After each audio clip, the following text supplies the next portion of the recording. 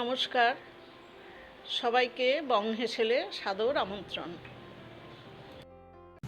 আজ আমি চিনি দিয়ে নারকেল নাড়ু তৈরি করেছি।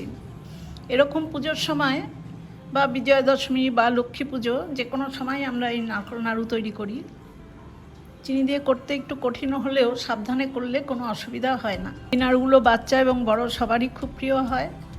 আপনারা আমার নাড়ু তৈরির পদ্ধতিটা দেখলে খুব সহজেই নাড়ুগুলো তৈরি করতে পারবেন। এখন আমি দেখাবো কিভাবে আমি এই নাড়ুগুলো তৈরি করলাম। চিনি দিয়ে সাদা নারকেল নাড়ু করব বলে দেখুন, প্রথমে আমি মাঝারি সাইজের দুটো নারকেল কুড়িয়ে নিয়েছি। একদম সাদা নাড়ু করতে গেলে নারকেলের দেখুন পেছন দিকটা কিন্তু খুব ভালো করে পরিষ্কার করে নিতে হয়, নাহলে এর থেকে কালো কালো একটু নোংরা মতো পড়ে। আর ভেতরটাও একদম কালো যেন না বেরিয়ে যায় সেইভাবে কুড়াতে হবে। কালো অংশ বেরিয়ে আসলে সেটাও কালো করে দেবে। এই নারকেলটা কোড়ানোর পরে আমি একটা এরকম বাটিতে দেখুন মেপে নিয়েছি নারকেলটা। এটা আমার একটা কাপের সাইজ, এতে 4 বাটি হয়েছে। মাঝারি দুটো নারকেলে 4 বাটি নারকেল কোড়া হয়েছে। এই 4 বাটি নারকেল কোড়াতে আমি ঠিক 2 বাটি চিনি মিশিয়ে দেবো। যতটা নারকেল কোড়া হবে যে কোনো পাত্রে ঠিক তার অর্ধেক পরিমাণে চিনি দিতে হবে।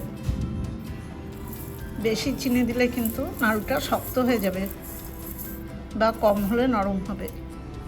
এবার চিনিটা আমি নারকেলের সাথে খুব ভালো করে মাখিয়ে নেব।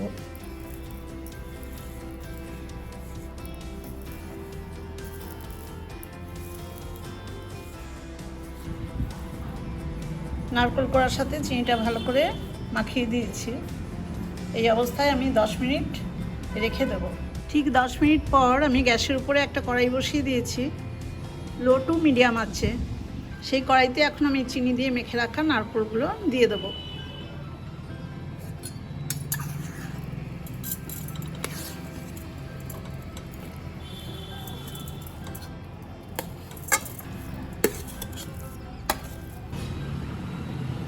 নারকেল কোড়াতে গিয়ে একটু কালো পড়ে যায়, সেগুলো যতটা সম্ভব বেছে নিতে হয়, তা নাহলে নাড়ুটা পরে দেখতে ভালো লাগে না।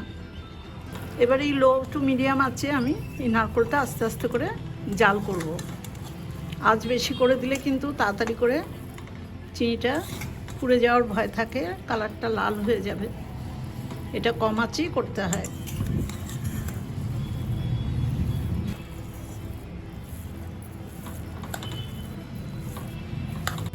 লো টু মিডিয়াম আছে দেখুন, প্রায় 10 মিনিট পরে এরকম হয়েছে। এখনও অনেকটা জল আছে, চিনি বা নারকেলের সাথে যে জলটা বেরিয়েছে সেটাকেও আমার একদম টানিয়ে দিতে হবে। আরও কিছুক্ষণ আমি এইভাবে নাড়াচাড়া করতে থাকবো। ছেড়ে রেখে দিলে কিন্তু একটা দিক বেশি হয়ে গিয়ে কালারটা লালচে এসে যাবে। আরও 10 থেকে 12 মিনিট এরকমভাবে জাল করাতে দেখুন জলটা প্রায় টেনে গেছে। অল্প একটু হাত দিয়ে তুলে দেখতে হবে এটা পাক আসছে কিনা। দেখুন কিছুটা পাক এসে গেছে, আর একটু ড্রাই হলে এটা পাকানো যাবে। এবার আঁচটা কিন্তু সিমেই আছে। সে অবস্থায় দেখুন 10 টাকা দামের দুধের প্যাকেট, দুটো নারকেলের জন্য আমি 2 প্যাকেট দেবো। আগে 1 প্যাকেট মিশিয়ে তারপরে আবার 1 প্যাকেট দিয়ে দেবো।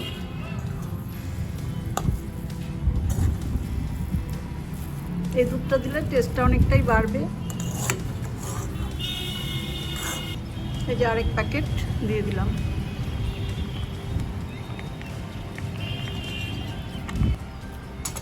এবার ভালো করে দুধের গুঁড়োগুলো মিশিয়ে দেবো নারকেলের সাথে।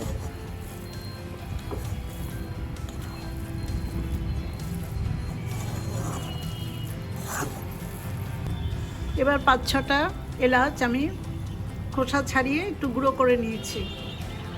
পাটাতে গুঁড়ো করা ঘরে এই গুঁড়োটাও আমি দিয়ে দেবো।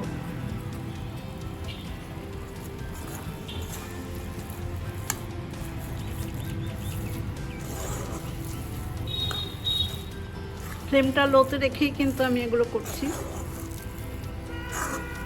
সব ভালো করে মেশানো হয়ে গেছে এবং নাড়ুটা পাকানোর জন্য নারকেলটা জাল করা হয়ে গেছে।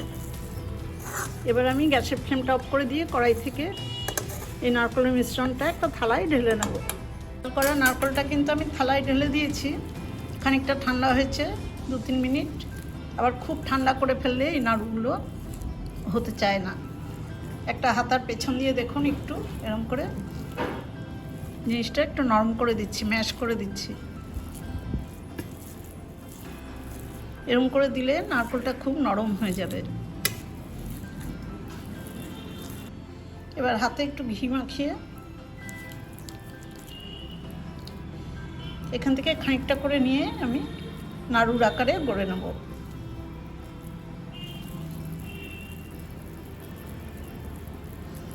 যার যেরকম সাইজ মনে হয় সেইভাবে করবেন।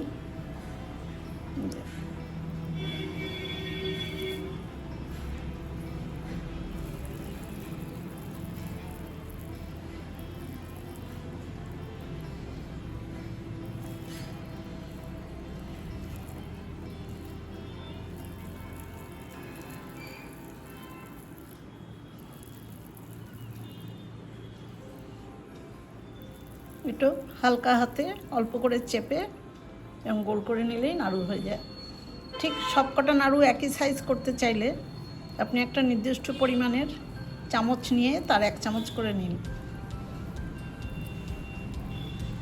1 চামচ দিয়ে একটা নাড়ু করলে সবকটা নাড়ু সমান হবে। আগে একটু হাতে এরকম চেপে নিয়ে তারপর গোল করলে বেশি ভালো হয়। আর খুব ঠান্ডা হয়ে গেলে কিন্তু নাড়ুটা এরকম ভালো গোল হতে চাইবে না, আর জালটা কম হলেও আর নাড়ু একদম নরম থেকে যায়।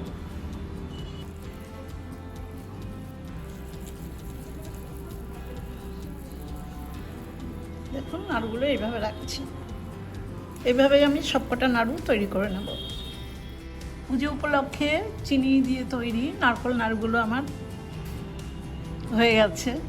একটা প্লেটে সাজিয়ে দিয়েছি। এই নাড়ুগুলো কোনো একটা এয়ারটাইট বোতলে রাখলে ফ্রিজ ছাড়াও বাইরে প্রায় 1 সপ্তাহ থাকবে, আর ফ্রিজে রাখলে আরও অনেক দিন রাখা যাবে।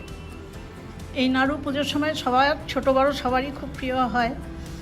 আপনারা আমার মতো এইভাবে নাড়ুগুলো তৈরি করবেন। আমার নাড়ু তৈরির রেসিপিটা দেখে আপনাদের যদি ভালো লাগে তাহলে আমার ছোট্ট চ্যানেলটাকে সাবস্ক্রাইব করে আমার পাশে থাকবেন। বেল আইকনটাও প্রেস করে দেবেন, লাইক করবেন, শেয়ার করবেন আর কমেন্টস করে জানাবেন কেমন হলো। সবাই খুব ভালো থাকবেন, সুস্থ থাকবেন। ধন্যবাদ।